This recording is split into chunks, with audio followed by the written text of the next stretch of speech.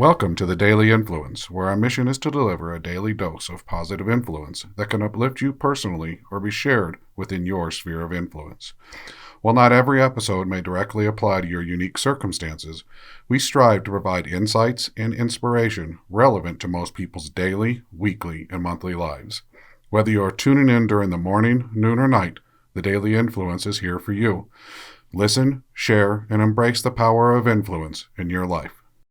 Hey, this is Brian Smith again with the Daily Influence, and as I have been this week, I am at EVO3 Workspace, and what an ironic twist in today's discussion is the workplace, and specifically how the workplace can get in the way of our focus.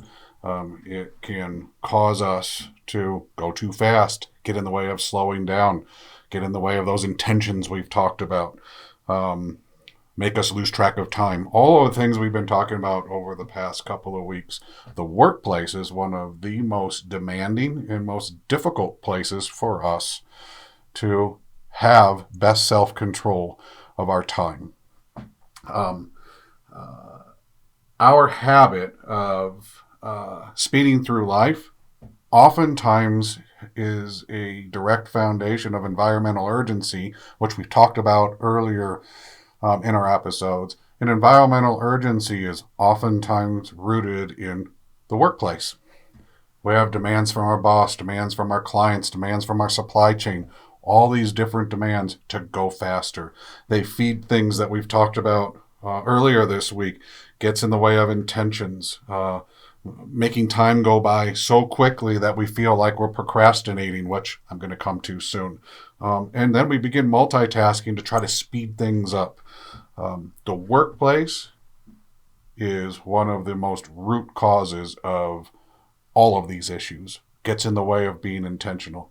So how can we better manage our workplace, better have control of it so that we are our best selves and we set ourselves up to be our best? Going too fast can become cyclical, mostly from those demands in our workplace. Speed at work reduces overall quality. That's not for everything, though. We're going to talk about some environments where speed's important and how they've overcome the need for speed and how they manage it, and using tools to allow us to go faster yet stay focused in the present moment, and use the present moment to still go faster. Oftentimes with my clients, I get a lot of pushback, and I ask them, what would happen if I had you go 15% slower, if I had your team go 15% slower? Do you think that there would be a dramatic decrease in productivity? And while I understand that that could be specific, and there are exceptions to this, the answer is most environments, no. What happens when we have them go a little bit slower is they end up being more productive. There's less mistakes. The work is better. There's less need to duplicate that work. The follow-up or the review process of overseeing other people's work is more efficient because there are less mistakes. And the overall result is a more efficient, more accurate, more productive work environment. There are some exceptions, as I noted. Fast food is a great exception to you have to go your fastest. But, fast food restaurants have done wonderful things with policy, procedure, setting up the environment, that environmental urgency of a customer demanding their food. They set the environment up to go faster. They created policies and procedures and training that make going fast part of the process. There are jobs that make this more difficult in the workplace, like being a receptionist. We didn't talk about this the other day in multitasking, but there's some jobs that oftentimes require quick pivot or multitasking.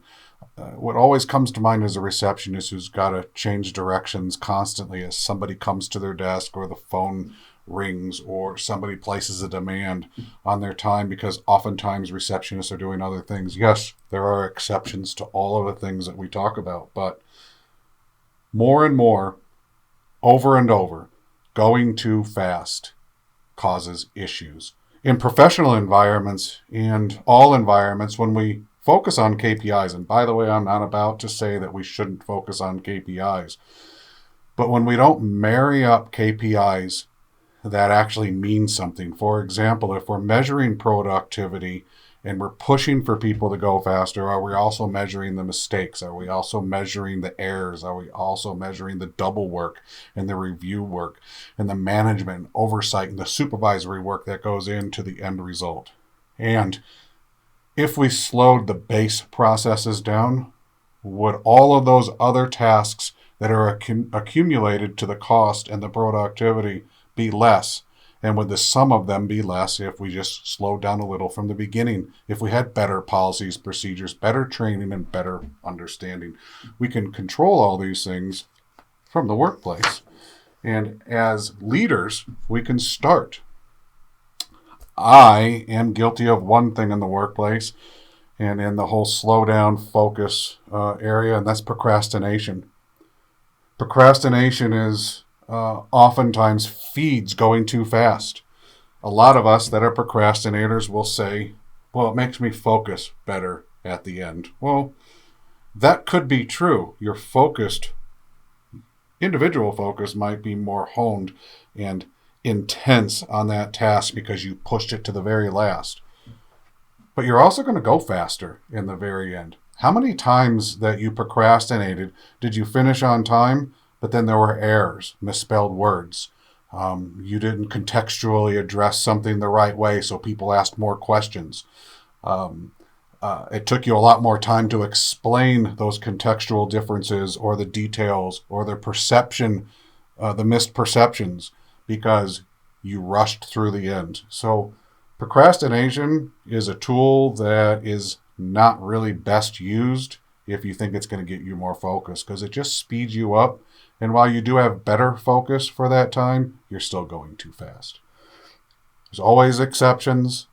There's a lot of you out there that want to push back on some of the things we talk about. There are always exceptions to what we talk about. Your individual influence, your specific area of influence is specific to you. It's you who needs to slow down and understand where the things we talk about are important. It's you who need to think about these and ask, are any of these concepts from the daily influence going to benefit me, or do I fall prey to them? And if I was to be intentional about them, would they make my life, my influence, or the influence on me better? So the key takeaways for today in the workplace is speed at work reduces overall quality. It gives us sloppy work. It gives us mistakes. It gives us lack of understanding or lack of context from others. Perceptions might not be what we want them to be. Speed can result in delays, especially if errors are made. Rework, follow-up work, oversight, more supervision. All of those things are added time, added cost. And avoid procrastination to avoid the feeling to need to go faster at the end. And while you might have focus, procrastination still makes you go faster and still sets you up to make mistakes. I hope this talk about the workplace can help you maybe understand your environment, your situation awareness. It might get a little bit better. Be intentional about understanding your situation awareness. And I hope that this whole past few weeks about slowing down, having more focus, being more intentional is sitting somewhere with you, helping you, and giving you some takeaways that you can apply in each of your specific areas of influence. Until tomorrow, I hope you have a great day, and we'll talk to you then when we talk about SMART. Have a good one.